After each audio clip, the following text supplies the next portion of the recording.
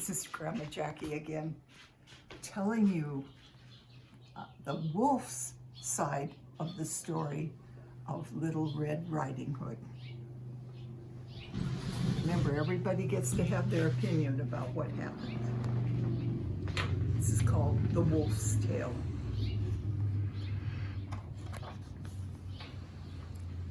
I know that you've heard the story of Little Red Riding Hood and the wolf who eats her and her granny. Well, I'm the wolf. William is my name, and I'm going to tell you the real story. First of all, you can see that I didn't fall dead with a stomach full of rocks. And another thing I want to clear up, I don't eat people, never have. Chicken is my favorite food. Fried, roasted, broiled, barbecued, any kind of chicken. And chicken is what started this whole thing. Here's really what happened. One beautiful summer's day, just as I was thinking about some lunch, a little girl in a red cape and hood came skipping through the forest. I noticed she was carrying a picnic basket, and I thought, maybe there's something tasty in it, like chicken. So I ran up the pathways, then turned and walked right up to her. "Why, hello, little girl," I said as nicely as I could. "My name is William. What's yours?" "Little Red Riding Hood," she replied. I thought, what kind of a weird name is that? "Actually, my real name is Rachel," she went on, "but everybody calls me Little Red Riding Hood. Or Red. That's because I wear this red cape so much. Isn't it lovely? My granny made it for me." "Very nice," I smiled. I was trying to pay attention, but it was hard because I could smell roast chicken in her picnic basket. "Tell me, Red," I said, trying not to drool, "are you going on a picnic?"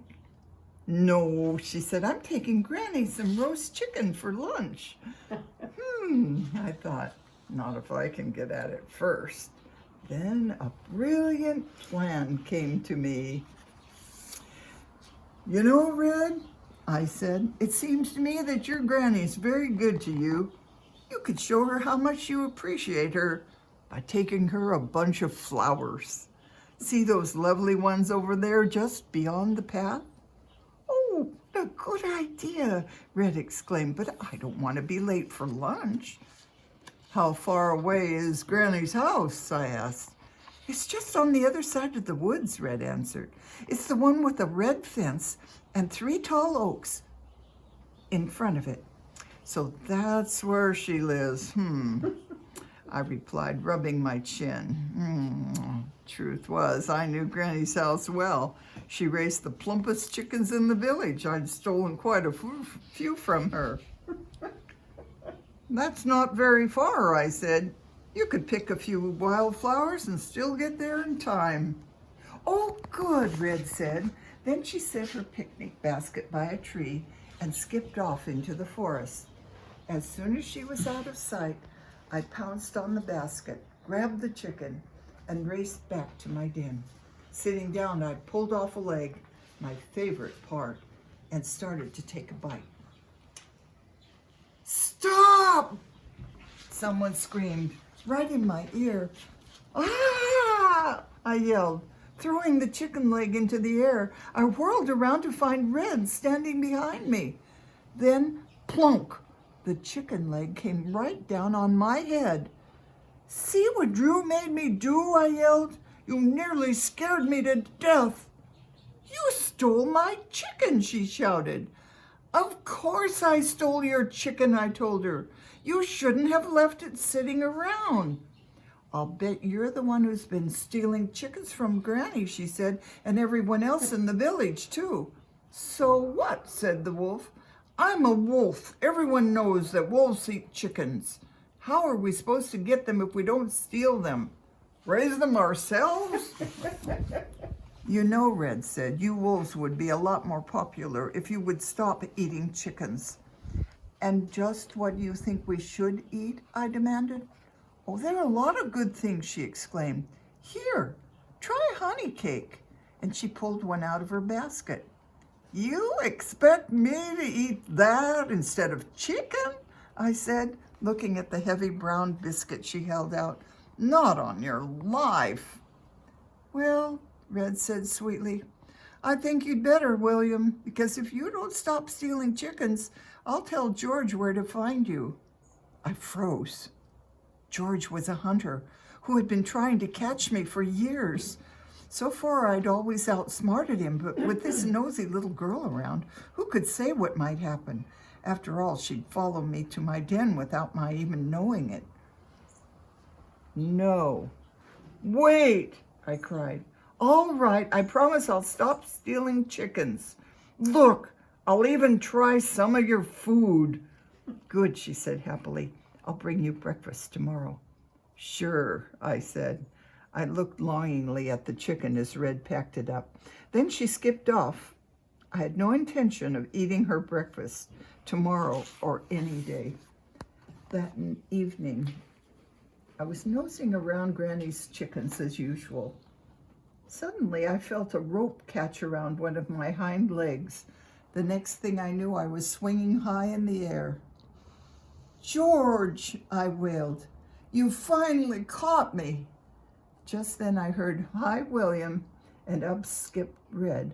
I knew you wouldn't stop stealing chickens that easily, she said, but I'll help you break that nasty habit. Here, have some nice pea soup. Then she opened up her picnic basket and took out a bowl full of thick gloop, and it was green. I can't eat green food, I cried, but she shoved a spoonful in my mouth. That's horrible. Hush, William, she said. You'll love it if you just give it a chance. But you'd better hurry and eat. Mother wants me home before dark, and I'd hate to leave you hanging here all night. What if George wandered by? I hadn't thought about George. Quickly, I slurped up the soup. See, William, I told you it was good, Red said as she let me down. Tomorrow we'll try something else just as delicious. Delicious? No way. My tummy was so upset I could hardly walk. Back at my den, I thought, I'll make an early raid on Grandma's chickens tomorrow morning before Red is even awake.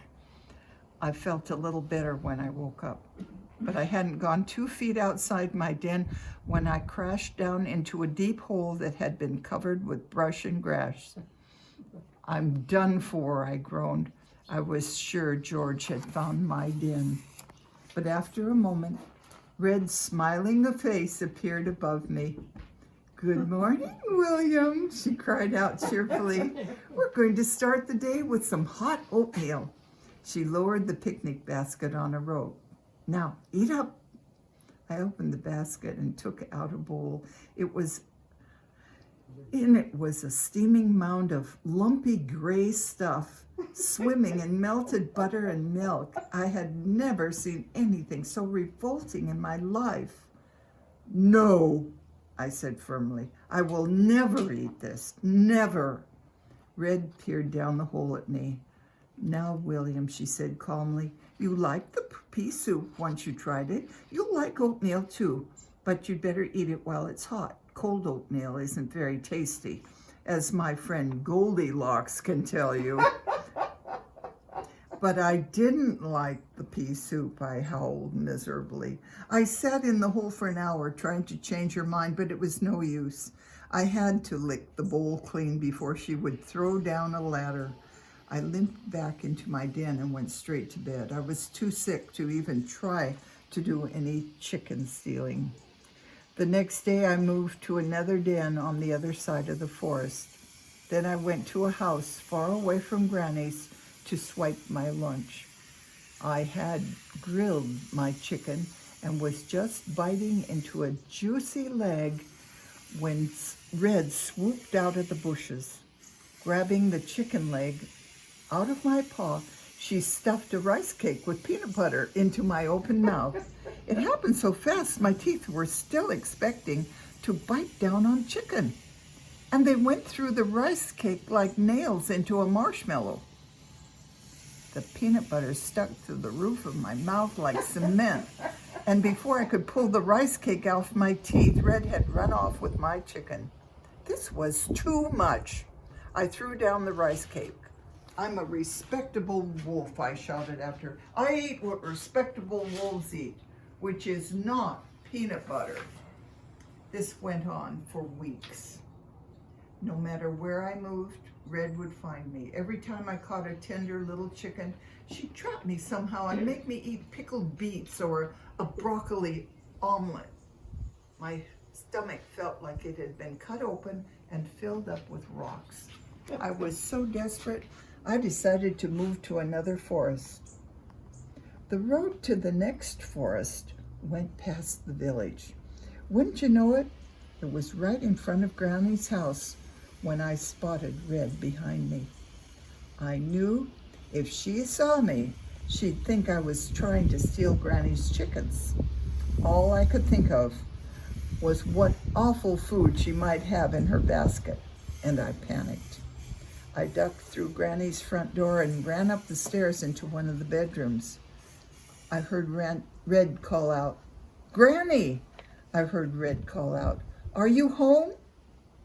Granny wasn't home, so I looked around to see where I could hide. Then I saw one of Granny's nightgowns lying on the rocking chair. Maybe I can convince Red that I'm Granny and I don't feel well, I thought. Then she'll go home. Quickly, I put on the nightgown and tied on one of Granny's nightcaps. I jumped into the bed and pulled the covers over my head. Pull the latch and let yourself in," I squeaked. "I'm too ill to get up." "Oh dear," Red cried. I heard her running up the stairs. Then she slowly opened the bedroom door. "Hello, Granny," she said softly. "I brought you some honey cakes." "Oh no," I moaned. "Not honey cakes. Oh, no honey cakes yet, dear. Just sit here for a moment." To my horror, Red climbed right up on the edge of the bed and bent over to give me a kiss. But when she got close to my face, she pulled back and stared at me. "Why, Granny," she said, "what big arms you have." "They are better to hug you with, my dear," I replied.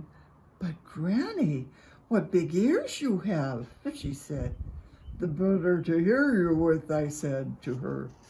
"But Granny, what big eyes you have." "All the better to see you with, my dear." "But Granny, what big teeth you have." Before I could stop myself, I said, "All the better to eat chicken with, my dear." "Why, you're not Granny," Red declared. "You're William. What are you doing dressed up in Granny's nightgown?" I leaped over Red and bounded down the stairs. Just as I reached the door, I ran smack into George and we landed in a heap on the floor. "Oh, excuse me, Granny," George said, helping me up.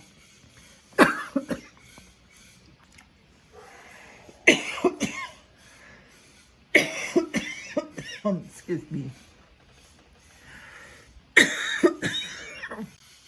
I leaped over Red and bounded down the stairs.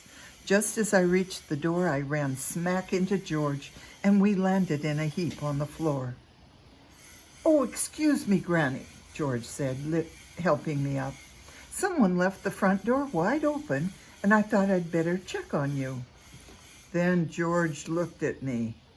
"Why, Granny," he said, "what big arms you have. The better to hug you." "Hello, George," I stuttered. "But Granny," he said, looking me in the eye suspiciously, "what big eyes you have." "Why, the better to see you without my glasses, George," I said. Then George pulled off my nightcap. "But William," he bellowed out, "what big ears you have." "The better to hear you with, George," I said. "In fact, you don't have to shout." This was the most embarrassing moment of my entire life. I had outsmarted George for years. Now he had caught me. And here I was, a respectable wolf, wearing a nightgown. And I was too weak to even try to get away. "William, you old rascal," George said, chuckling. "I've been tracking you for a long time, and now I've got you." And he raised his gun and aimed it right at me. Well, when I saw the end of George's gun 1 inch away from my nose, all my strength suddenly came back. I lunged to one side and headed for the door. But I guess George was standing on the nightgown, because when I bolted past him, his feet flew out from under him and down he went, and blam went the gun, shooting a big hole in Granny's ceiling. Just then Granny came running in the back door. "Why, look at my ceiling," she cried. "You should be ashamed of yourself, George Hunter, shooting off your gun in the house." While Granny was scolding George, I ran away, which, believe me, wasn't easy in a nightgown. And I never went back to Red's neck of the woods again. No, George wasn't about to let it get out that he couldn't shoot me, even if I was standing right in front of him. He had to save his pride, so he made up the story about me eating Red and Granny and him cutting me open to save them. Now, the main reason I let George's story stand is that I have my pride too. I decided it was better to go down in history as a ferocious wolf who ate a little girl and her granny, rather than as a wolf who was run out of town in a nightgown. The other reason is, what else? Chicken. You see, as soon as the wolves in my new hometown found out who I was, they came from all over the countryside to pay their respects to such a bad wolf. When I let it be known that I had a fondness for chicken, my admirers started bringing me all kinds of chicken as gifts. Now I get all the chicken I can eat. Well, now you know that I'm not a terrible people-eating wolf. But now that I think about it, I'd appreciate it if you didn't spread it around. If the other wolves found out, I'd have to start stealing my own chickens again, like a respectable wolf. The end. Now you've heard both sides of the story. Which one do you think is true?